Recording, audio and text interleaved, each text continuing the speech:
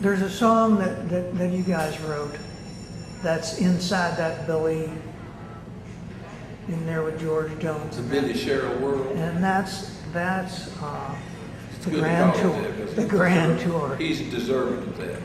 Well, really, Richie, there again, you know, a lot of people don't know it. They maybe think I thought of it, I didn't. He came up with the Grand Tour, and I assure you, that one really wrote itself. Because if you and I, right today, were given that song title, we would, in fact, before lunch, sitting here with a guitar, thumping around, come up with some scenarios similar to what we wrote. Step right up, come on in. You know, what do you want to see? You're going to see the Grand Tour. Well, what is the Grand Tour? Well, the Grand Tour was, we're sitting there. Well, that's where home used to be home, you know. And then I remember somebody said, maybe George said, well, see, there's her picture on the table in the rhyme scheme. Don't it look like she'd be able to touch you and say, good morning, dear? I mean, that's just literally, truthfully, how that came to pass very quickly. We finished that in a day. Now, there's the two of you wrote that. Yeah. You know, Norro, to me, that's one of the greatest country songs ever. Well, I'm gonna have to praise Richie more. You know, he couldn't. Yeah, but he couldn't have written it by himself. But no, well, we did do it, and you know, and once again, and I sang the demo, and I did all. You did the George licks. Yeah, right.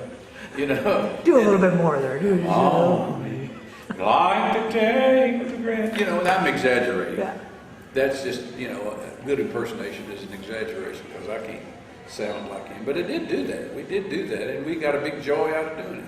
And Jones, Possum, he just went crazy at that. He thought that was so fun for me to do that. Huh? How do you do that? I said, because I listen to you all the time. I'm a big fan. So, and Billy, my guess is Billy thought, we gotta get in. He didn't have any problem. You know, that is a song that I remember.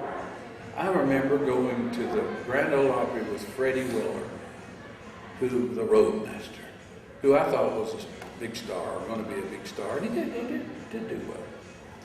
But you know, he was a great-looking kid, and I don't know how I got to know him. I don't even remember, but I know I went with him to the Grand Ole Opry. We were backstage, and everybody came up to me and said, "Oh my Jesus, the Grand Tour, is that your song coming out?" I said, yeah, we just got that.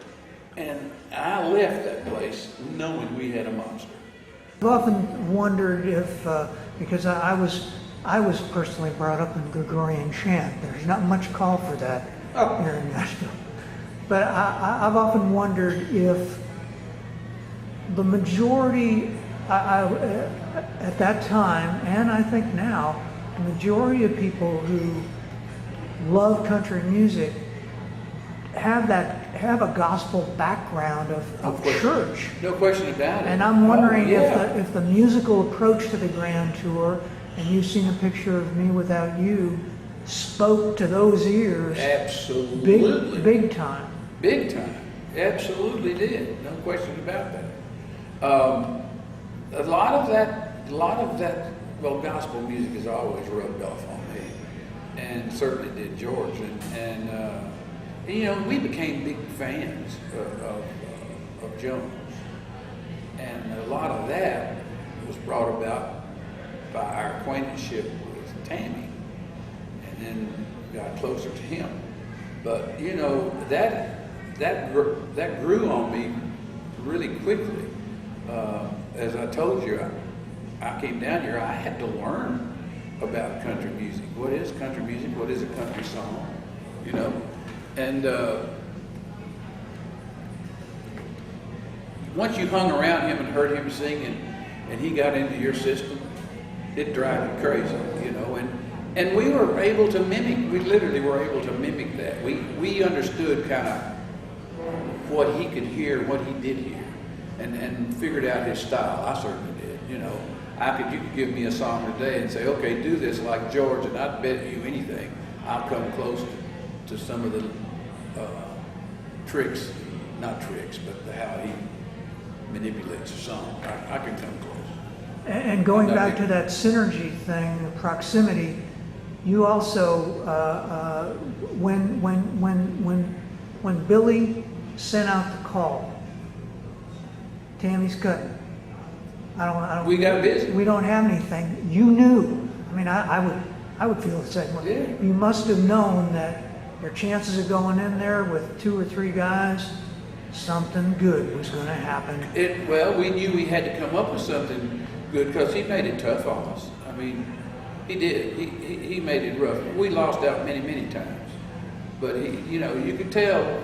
Usually for me, if we go in there and sing something, if it's Carmel Taylor and myself and Richie, or me and Carmel or whatever, and we sit down on the couch and one with a guitar, and maybe I'd sing, maybe Carmel would sing. If he sat there in his little fetal position, you know, in the seat, we used to make fun of him. If he leaped out of that seat, he could get out of that position. He'd leap out of there like lightning and head for the piano. If he headed for the piano, you knew you had something going. If he didn't head for the piano, Gone. pretty well over with, you know, because he heard something. As soon as, you know, he got something on his mind, his little mind. He's a brilliant, brilliant, brilliant guy. Golly.